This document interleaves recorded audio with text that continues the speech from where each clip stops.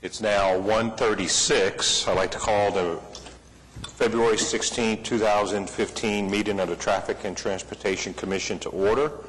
Roll call, Commissioner Witcher. Here, sir. Commissioner Littlefield. Present. Commissioner White. Not here. Commissioner Hale. Here, sir. Commissioner Schuline. Here. Commissioner Miller. Here. Let the record show that we have the oath of office from Commissioner Miller on file. Commissioner George. Not here. And Commissioner Yockel. Yeah. Very good. I'd like to have a motion concerning the minutes of the January 23rd, 2015 meeting of the Traffic and Transportation Commission, please. I'll move approval. We have a motion to approve from Commissioner Witcher. Second. And a second from Commissioner Hale. Do we have any discussion? We have a motion to approve the minutes from Commissioner Witcher, seconded by Commissioner Hale. All in favor, vote, please. Vote, please. Okay. Item passes. The report on license and taxi was last month. We'll get the next one in April. There's no items on the consent docket. First item is 5A, Scott C. Darr, Holt Zoller, Inc., Oklahoma City, Oklahoma, 73116, and Traffic Management Division to consider 6 sub-items. Do we have anybody here to speak on these items? I think we have staff input. Okay, at this point in time, we're going to recommend striking item A in favor of hearing item B. Okay. Do we have a motion concerning item 5A? Move to strike. Okay, we have a motion from Commissioner Hale to strike 5A. We have a second? We have a second from Commissioner Littlefield. Any discussion? Okay, we have a motion to strike item 5A from Commissioner Hale, seconded by Commissioner Littlefield. Can I have your votes, please?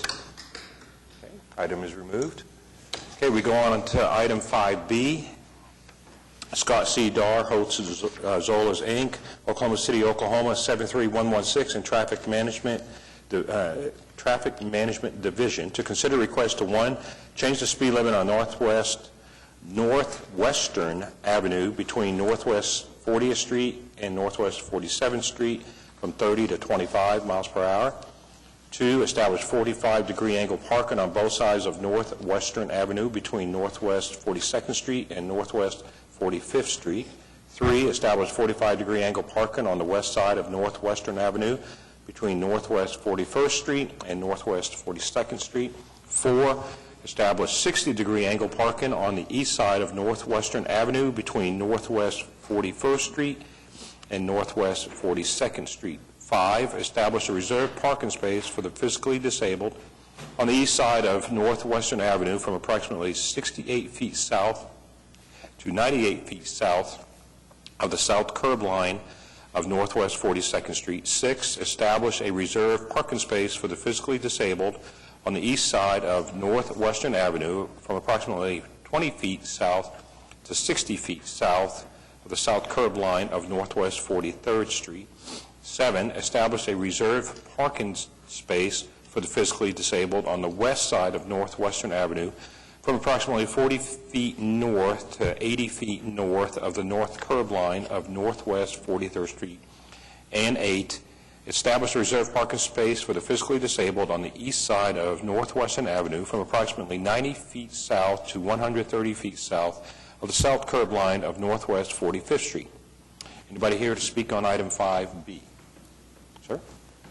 If I can have your name and your address, please. Thank you, Mr. Chairman. Eric Winger, Public Works Director for Oklahoma City, 420 West Main. If we can go ahead and switch on over, Richard. I'm pleased to come before you today to present really the background for the item that you have for your consideration this afternoon, and this has to deal with Northwestern Avenue. More specifically, the project limits that you're going to see today is from 41st to 45th, even though some of the speed changes are in advance of those just as a part of the tapering speed limit. But if we kind of back a little bit on the history of this project, this is a project on Western Avenue that is actually a 2007 City GO bond project that included a lot of the streetscaping, actually beginning as far south as 36th Street and going all the way up to Northwest 63rd. So That project is well underway. There's a lot of the work that's already been completed. We're actually looking to finish the north mile. This will be north of Interstate 44 in the next month. And so as a part of that project, there were some additional things that the City of Oklahoma City were partnering with the community. We were working also with Ward 2 Councilman Ed Shadid and others in the area. And so that's what you see here as a part of the background. As the original GO bond project was street improvements, traffic improvements, widening and signalization. But what was on the south mile, south of Interstate 44, was a very different project, one that already included ADA improvements, new sidewalks, and increased accessibility. But what you see now is the University of Oklahoma actually engaged a study of this section where additional work was contemplated, and that included enhancing the streetscape, talking about things like placemaking, creating a sense of place, angle parking, narrowing the streets to 11 feet, enhancing the crosswalks, and then also looking at some traffic calming opportunities. When we look at the enhanced streetscape, and these are some excerpts that come from that study, you're going to see these are kind of broken block by block, but as you look at the picture at the lower right, we're talking about moving all of the curb lines inward towards the center line, narrowing that street, but what it does is it creates some additional spaces for a lot of the businesses in the area to re-interact with the community, to provide for better pedestrian access. And then the other big change that you'll see is it puts uniform angled parking nearly on both sides of the street throughout the district. You're going to see some landscaping opportunities. And then what we also see in one of the bullet points is the gateway to the Western Avenue District. We're actually able to also integrate a small median. You'll see it at 41st Street there on the left-hand side of the drawing, also called a chicane. It's an additional traffic calming opportunity to slow those vehicles down as they go through the section. As we look from 41st to 42nd now into 42nd to 43rd, you'll see a lot of the same improvements, angle parking, enhanced crosswalks. You again see the narrowing of the street lanes. And as you've seen in your packet, as we talk about the angle parking, a lot of the geometry which Hewlett-Zollars provided allows for that parking to occur. The lanes are wide enough, the stalls are deep enough to allow those cars to physically pull in and actually back out of those stalls. This is very similar to what you've seen on Broadway Avenue this past year. Those lanes were also narrowed to 11 feet, angle parking on both sides. And so that was kind of part of the modeling for this project. As we go through these final slides, this was all out of the study. You'll see many of the blocks. Again, the businesses are all different distances off the center line of the street, so you do see some changes. You do see where there's a lot of new ramping provided. There are a lot of ADA challenges in the district. But again, the goal is to create a very pedestrian-friendly and accessible environment. And then this will be the last block that's included in the streetscape, 44th to 45th. And again, what you'll find at 45th is another median in the center of the street, another chicane that will bookmark that end of the district, Western Avenue. Public input was a real was a challenge. There were a lot of groups that we met with. OU independently had an open house. They had a design charrette, and then they also included a walkability tour. These are some of the photos that they took showing a lot of the accessibility issues. I think for many that are familiar with this space, there's a lot of area where it's just shown in these red bars as lost space. This is where people are actually walking behind the cars today because it's easier to walk behind than it is in front of. And so that's one of the things that was redesigned as a part of the streetscape. And then we went into a series of property owner meetings. Now this only followed, after there was a confirmation that the project was ready to move forward. And during this time, the other work on Western Avenue that I mentioned in the bond issue was proceeding. Business owners, as we talk about the impacts for construction, as we talk about the temporary facilities that they're going to need to have at about an every 6-week interval as we go into construction, they're going to lose partial access to parking for about 6 weeks.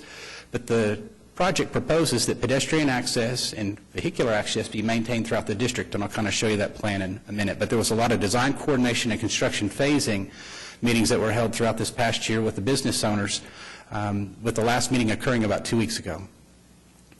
The budget for this section, as a part of the bond issue, and we bid it separately, was $364,000, and that would have provided for new ADA accessible sidewalks and some of the streetscaping elements, but it did not provide for moving every curb and creating all the new parking, did not provide for the new landscaping or any of those other opportunities. Fortunately, the City Council, and Ward 2 in this case, chose to allocate fund balance proceeds in the amount of $1 million towards this project, so the revised budget, as you see on this screen, is $1.4 million that will affect these 4 blocks. And that's helped us with Hewlett Zollars as the engineer create the actual construction drawings that you see. So the drawings that I showed in color were the study drawings. These are the actual engineered drawings. These are what are also included in your agenda item today. These are for each of the blocks. This is 42nd to 43rd, and moving down through 43rd to 44th, and then our final block, 44th to 45th. And so they were able to incorporate a lot of those study options with new angle parking, widened streetscapes, traffic calming, landscaping, accessibility, and all the goals were achieved. And this is what that construction schedule looks like. And again, as you look, the months at the top of the page, you'll see 2015 beginning in February. The project is expected to be complete by the end of this calendar year. And the way the phasing is being proposed is that one half of each block will be constructed at a time. So starting at 41st Street on the east side, that block will be demolished. Traffic will be blocked on just the northbound lane only while that work proceeds. And in about 6 weeks' time, that block will be completed. We'll move them from 42nd to 43rd and do the same thing. So as they work all the way up the east side, as you can see from February to June, once complete, they'll cross over and then they'll work the west side through to south, finishing up by the end of the year. So it is going to be a challenge. Obviously, they were expected to start work this week with some of our winter weather. They're probably going to be delayed by just a day or two as they get ready to move forward, but also pending your approval. And with that, I can answer any questions that you might have regarding Western Avenue streetscape. Thank you very much, sir. Oh, you have something, ma'am? Has there been any audience in disagreement with it? And what has been their biggest concern with the work? Just curious. So we've had a number of audiences, yes. So I mentioned the number of meetings. Just in the business meetings alone, I have attended more than 6 meetings just in the past year, just with the business owners. We actually concluded the last of the public meetings with just an open meeting to the public at Bishop McGinnis School last week. Commissioner Littlefield was in attendance. It was attended by about 80. But I would say generally some questions, but very much supportive. The biggest challenge is going to be just constructability. Obviously, with an active district, there's a big push through the Western Avenue business owners to make sure that they're not forgotten, that their patrons of today will work with them through the construction phases. They're obviously looking for that support, and I think that was probably the strongest message that we received. But no, I think they're all encouraged. I think they all see the potential. They compare themselves to districts like the Plaza District, Paseo, and so I think that this is a true opportunity for Western Avenue to have its own identity created with this streetscape. Okay. Anybody else have any questions? Yes, sir. Just out of curiosity, I think the Memorial Marathon route goes through this area. Is their route coordinated with the construction phasing? There's going to have to be continued coordination with that, and that is a comment that's come up. I know. And I can answer that question. The course for this year's Memorial Marathon is taking this closure into consideration, so they're planning on using Chartel to get around Western Avenue. And then there's, in the staff report, there's, it refers to 60-degree parking that, as I read this, means that someone backing out of a space will need to actually go into the opposite direction lane. Could you speak to that? I sure can. If we can we jump back to the PowerPoint real quick? Thank you. One of the business owners, as we talk about working with the individual business owners, this would be in front of VZDs. So as we worked independently with each of the owners, here are some of the challenges that we had. One was to create ADA accessibility. So as we looked to pave almost all the way up to their front doors, that had to be considered. In front of VZDs, one of the things that they were really fortunate to have was additional plaza space in front. They had already enough space to encourage a lot of that outdoor atmosphere that some of the other businesses did not. So they were actually able to take advantage of 60-degree angle parking that I think provided an extra space or two in that area. But what makes it different is that they actually have a wider buffer zone behind those parking spaces. So if you look at the buffer zones behind all the other 45-degree angle parking, and if you look at your staff report, you'll see that there's on average about a 2-foot buffer on all 45-degree, but behind the 60, you're going to see that it's actually a 4-foot buffer. So they still accommodate the geometries that are necessary for the 60-degree, and they're able to increase by about, I think, 1 to 2 spaces. So it's for this block that you see on the screen now on the bottom. So from the staff report, it reads as currently proposed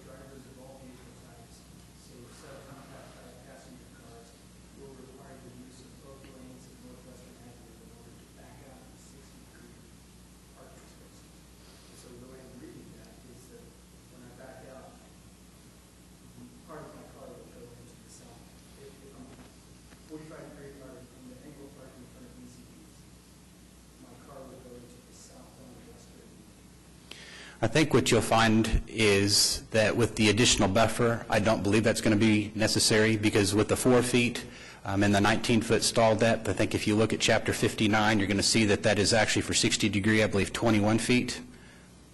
So the 19 feet stall depth is still maintained, and with the addition of 4 feet, we're actually at 23. So it may have just, as we turned in this plan, this change came very late in the process. It may be one of those items that I think staff commented based on the best information that they had. But there is additional buffer behind the 60-degree than there is at the other 45-degree spots.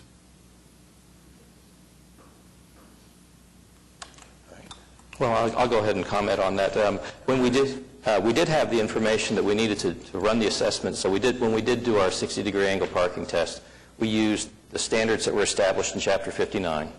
We also ran standards setting up using the size of parking spaces that are called for in these plans. And it's as the angle becomes more closer to a 90-degree angle to the curb line, the required room for maneuvering back behind the spaces increases. And so, yeah, for larger vehicles, there's not quite enough space to prevent from getting into the center line. However, in this area, we also got, the first item on this agenda for this particular action item is a speed limit reduction, but it's going from 30 to 25. And like you said, there's some additional entry treatments which hopefully will help reduce vehicle speeds passing through it, but just the sheer number of parking maneuvers that will probably take place will cause people to run more slowly through this area. So we don't anticipate that we're adding any problems? We don't know offhand. We won't know until it gets built and see what happens, because this particular road's got a fairly high daily traffic volume for a 2-lane road. I mean, it runs anywhere upwards of 10,000 a day, so it's a heavily traveled section of road for a 2-lane roadway. Thanks. And again, I think, we're really working with the example that Automobile Alley set as we were looking at enhancing districts and things, and so a lot of the geometries and a lot of the outcomes that we've realized on Automobile Alley are things that we're expecting here. And I think as we continue to do modeling like this, we're going to get some better information. But, there are a lot of main streets, not a lot different than this, that have angle parking on both sides and reduced lane widths. Okay. Ma'am, did you have another? Reading through this, didn't feel like I had clarity around that there wasn't going to be increased collisions. It seemed like it was a pretty heavy collision history, a lot of distracted drivers, a lot of people on foot, got the bicycle activity, and the one terrible fatality, it sounds like. With a lot of activity going on, more parking possibly, is there anything signage-wise within this plan that's going to be saying, there's a lot going on here. Yes, we decreased the speed limit, but is there a need for it or a plan for some sort of, there's a lot of pedestrian activity. There's cars backing in and out. Sure. Just awareness to hopefully not inflate what I think seems like a pretty active collision history for this small area. So a couple of comments. I think one of the things that you cannot see on this engineered drawing, obviously putting all the details on one plan confuses that, but with the crosswalks being identified, at least here, you don't see the striping plan. One of the things that it's being striped is very similar to downtown where we talk about the Continental Crosswalk striping bars. Instead of just having 2 parallel lines that identify a crosswalk, these are the large bars, just like you see outside of City Hall today, that really define those pedestrian zones. And so, yes, I believe the pedestrian zones are going to have much more clarity. And so that'll be obviously a strong visual. We also can use some advanced warning signs when necessary. But I really believe that the chicanes on the end, and that's really hard to show in 3D here, is that as we look at those, and you've probably seen these in a few neighborhoods, where it is forcing the cars to slow down to go around, and introducing them to the Western Avenue Street District, it's going to be a change. And I think just like we experienced on Automobile Alley, the vehicles have slowed down somewhat. We are seeing more pedestrian activity because of the slower speeds and the increases in activity by the businesses. And I think you could expect much of the same here on Western Avenue. I think there are going to be a lot more pedestrians. And, there are other things that are off-street parking issues that are now starting to be discussed. And so, I think there's going to be the potential for growth. And I think as change occurs, we'll adapt and work towards new goals and solve any challenges that might arise. Okay, anybody else? Yes, sir? One of the things, Commissioner, you're going to think about that's we talk about here often is condition. And when people are traveling down a roadway, what often dictates their speed is the condition of the road, not necessarily signage or the posted speed limit. And this has been worked on for a very, very long time, 2 or 3 years probably.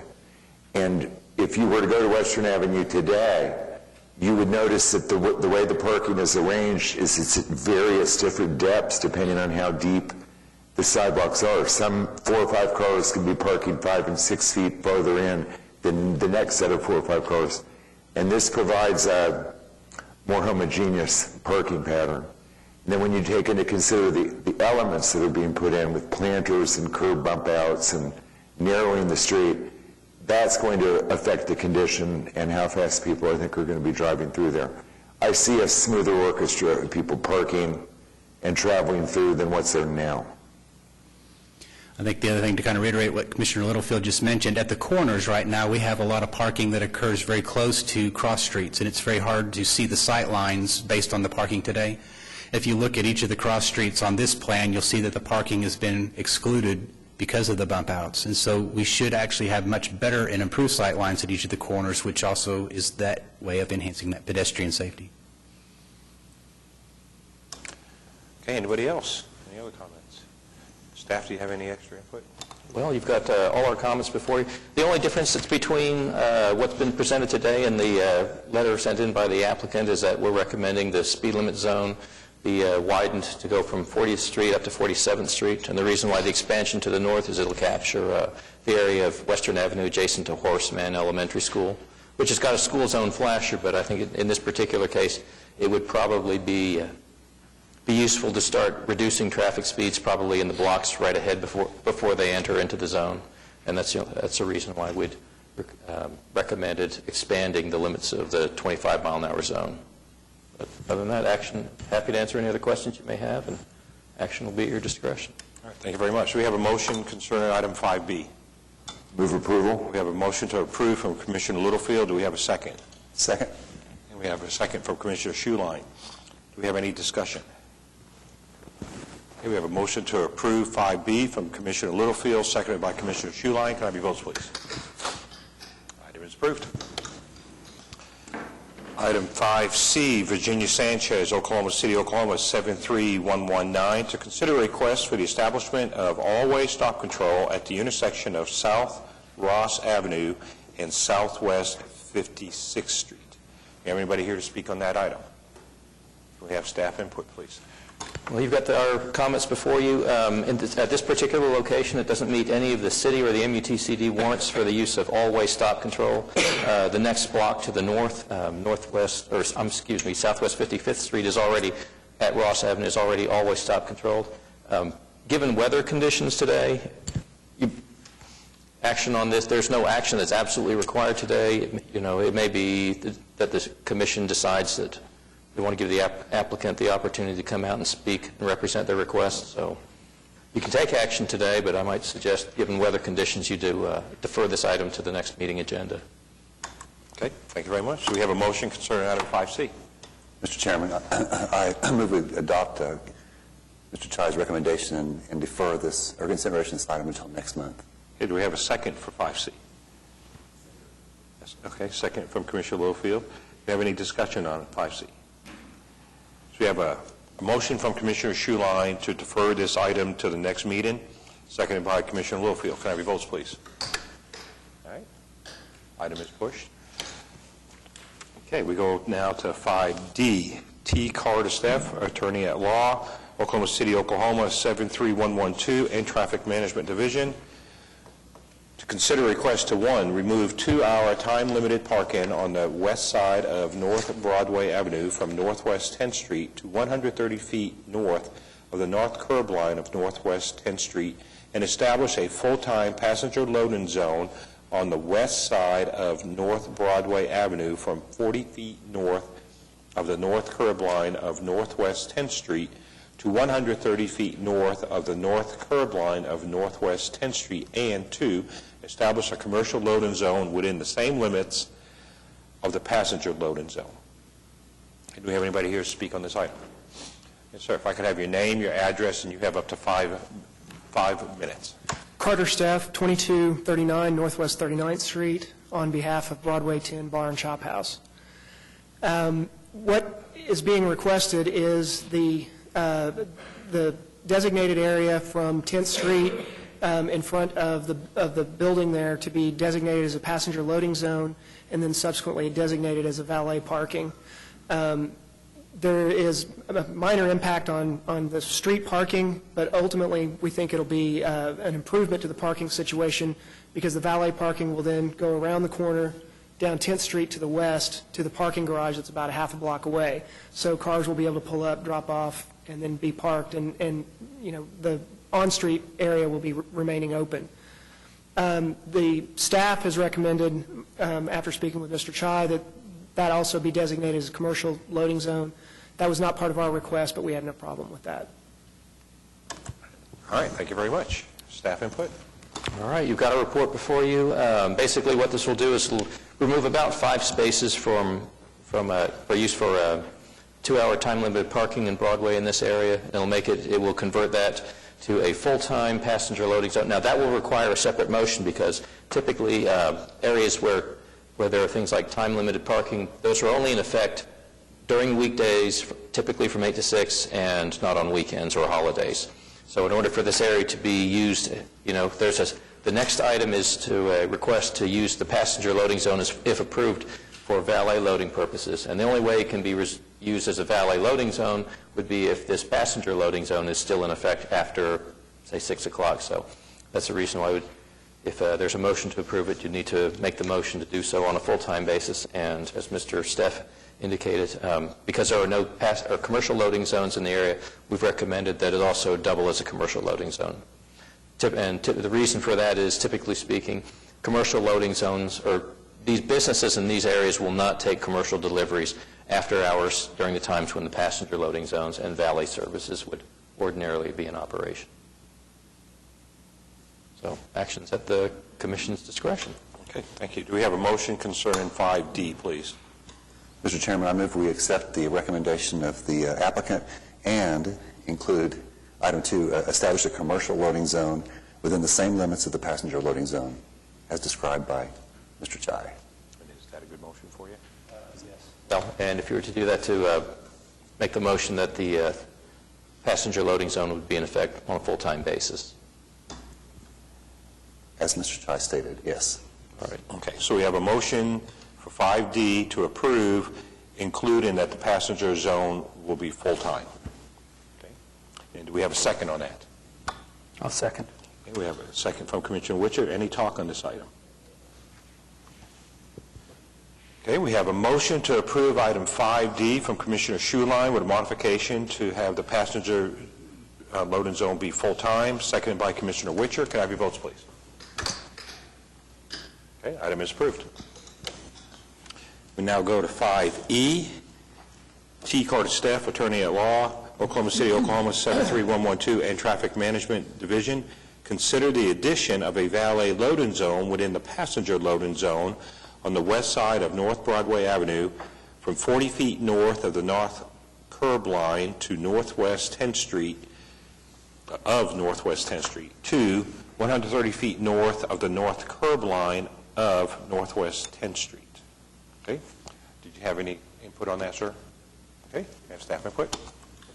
With the approval of the passenger loading zone and commercial loading zone, the addition of a valet loading zone to the same area would be a perfectly appropriate use.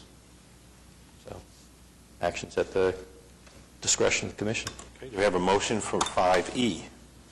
Mr. Chairman, yes. I move we establish a valet loading zone within the same limits of the passenger loading zone from the previous agenda item. Okay. We have a motion to approve item 5E from Commissioner Schuline. Do we have a second? I'll second. We have a second from Commissioner Witcher. Any discussion on this item? Yes, ma'am. In the recommendations, staff notes that at this time of the report that the applicant had not yet submitted a revocable permit application to operate a valet service. Does that play in here, or? No, they can, a revocable permit can be applied for at any time. Okay, okay. And sometimes we get the revocable permit applications in advance of, in which case they're kind of co-presented, because a valet can only operate within the passenger loading zone. So in this particular case, they'll be making a subsequent application. But that's not something that's heard by the commission. That's just handled through the Public Works Department. Okay, any other talk on item 5E? Okay, we have a motion to approve item 5E from Commissioner Schuline, seconded by Commissioner Witcher. Can I have your votes, please? Okay, item is approved.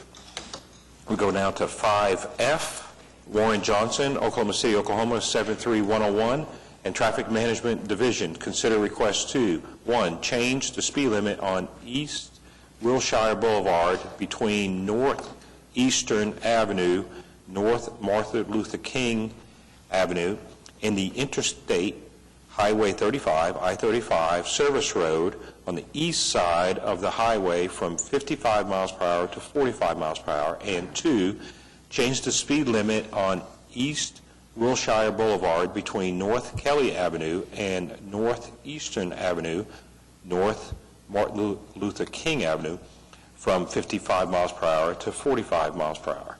Anybody here to speak on that? Yes, sir. If I could have your name and your address, and you have up to 5 minutes, sir. Warren Johnson. My mailing address is P.O. Box 348, Oklahoma City, 73101. And I'd like to thank the Traffic Commission and their staff for preparing a really nice report supporting this change. There's not much I can add to it. All right. Thank you very much. Staff input, please. Okay. Were it not for the staff introducing the second part of the item, which would be changing the speed limit between Kelly and Eastern to match the limits that are being proposed between Eastern and I-35 frontage road, this item would be totally appropriate. The reason being is because you've got 45-mile-an-hour speed zones to the east and west of these 2 miles, which are still posted at 55. By changing the speed limit to 45 on these 2 miles, Wilshire Boulevard will be consistently posted at 45 from Broadway Avenue all the way over to where it ends at Midwest Boulevard. And beyond that, it's reduced to a gravel road. So staff would recommend approval of this request. Okay, do we have a motion for 5F? Mr. Chairman, I make a motion to approve 5F as presented. Okay, we have a motion from Commissioner Miller to approve item 5F. Do we have a second? Second. We have a second from Commissioner Hale. Do we have any discussion on 5F? Okay, we have a motion to approve item 5F from Commissioner Miller, seconded by Commissioner Hale. Can I have your votes, please? Thank you very much. Item is approved. We go on now to item 6, comments from citizens. Anybody need to speak? Okay. Item 7, reports and other items. Let's start over here. Commissioner Witcher. Nothing to report this month, sir. Okay. Commissioner Littlefield. The Traffic Calming Subcommittee will be meeting today after this meeting, and we'll let you all know next month what we talk about. Thank you. Commissioner Hale. Nothing to report, sir. Commissioner Schuline. Nothing, sir. Thank you. Commissioner Miller. Mr. Chairman, nothing except I appreciate the opportunity to work with you folks. All right. Very nice having you up here. Okay. And Commissioner Yonkel. We want to get you. Process question. There is a large area being worked on right now under a city effort on 122nd Street there at I-35. Up to, I guess it's probably Coltrane down to Sooner Road. Thank goodness there's a lot of good work going on there. There is a real problem at the intersection of 122nd and Sooner Road in Ward 7. So to get you caught up on this if you're not aware of it, it's not just in my observation, but in other folks that use that intersection a lot. And I've studied the intersection, I've sat there and I've watched it. The only thing I can come up with is it is wide open. The stop sign running, not just slowing down and cruising through the stop sign. full speed, blowing it, where people are, I mean, I've almost been taken out. I've had people approach me in the immediate area and say, what in the world, my wife was just about taken out. It just seems like, I mean, there are stop signs, and it's so wide open. There's even, in the medians, there are stop signs. You would think you would see them, but it is so broad. And there's a lot going on. It's the off-ramp off of southbound 35. It's the on-ramp onto to the turnpike. You got all the tractor-trailer traffic coming from all the truck stops from the west side, and it is just this race to the intersection and who can get there first. It just seems that what can be done? So my question is, I actually will get to a question here. Do I need to submit something officially for some sort of a study that we're already there, the city's already there working? I know, let's just add something on, it's only a few $100,000. I don't mean to insinuate it's a small thing to tack on to a big project. But it just seems like this, while we're there, this would be a good time to evaluate what's going on at that intersection. It's long-term, and it's a real problem. I think there's not one problem going on. I think there's a lot of things going on at a very weird, active, wide-open intersection of high speeds, too. So what do I need to do to get that on a radar to either validate or invalidate, although I hope it's not invalidated? What do I do? Well, I guess initially, if there's an issue relative to people obeying the posted stop signs that are out there, we can request our colleagues at the police department to monitor the intersection, if nothing else. If enhancing the visibility of the stop signs is something that would be of interest to you, I can take an item to our Public Works Director to see if there's any change orders that can be added into the current project. I mean, the only thing that's really going to enhance the visibility of like the current stops would be like, there's always a potential you could use like an LED enhanced stop sign. Yeah. They're compared to a standard stop sign, they're probably about 10 times the dollar amount for one of those things. But we can certainly talk to them about making that addition. Let's do. Okay. I think it's a place to start. And it's such a wide open intersection, you'd be hard pressed to put one of those, flashing stops hanging above the intersection, because it's huge. It's an enormous intersection. I don't think anything above it seems feasible, but some attention to, and obviously presence that makes people want to pay attention to stop signs of our friends in black and white that could come help. That would be terrific. I think combined it might be a place to start. Thank you. Okay. Yes, sir. I've got an off-the-wall question for Captain Tompkins. In Ward 2, I also work hard on neighborhood compliance issues. What would be the course for a wrecked vehicle with deployed airbags parked on a residential street with one of the wheels up on the grass be? What would be the process for correcting this? Or is it even a violation? It is a violation. It's a derelict vehicle. You can contact your division. They'll send an officer out, will sticker it. I believe it's 72 hours for them to remove it. And if not, they'll have it towed.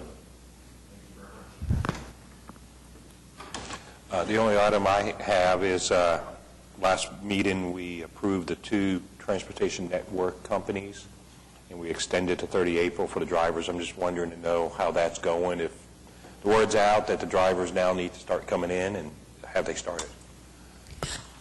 Where we're at is the license application issue had to be completed. So basically both companies had to pay their fees and receive their license from our Department of Licensing.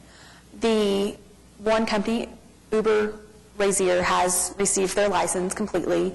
Lyft is still in the process of receiving the license. They've not paid the required fees or received their license at this point. As to the drivers, we are looking at having drivers come in for Uber. Of course, if Lyft doesn't have their completed license yet, we cannot permit drivers yet under their authority. So that's where we're at. We're at a waiting period for one and as also for the other. So things are moving along pretty good. Yes. There's still 2.5 months, per Yes, se, so there's a still good time amount of time. for all the drivers to be able to come in and get their requirement before the 30 April. There's a good amount of time for the quote-unquote current drivers to come in and get their license by April. Any new drivers would need to come in before going out on the roads. Okay. All right. Do you have anything, sir? All right. Do you have anything else, ma'am? Okay. Mr. Child? And you just have our regular monthly report on yield signs and parking restrictions that were installed administratively. Other than that, I have nothing else to report. Okay. Anybody else have anything else? Okay. Can I have a motion to adjourn? Motion to adjourn. Commissioner Hale, second. From Commissioner Witcher, everybody vote, please. And we're out of here.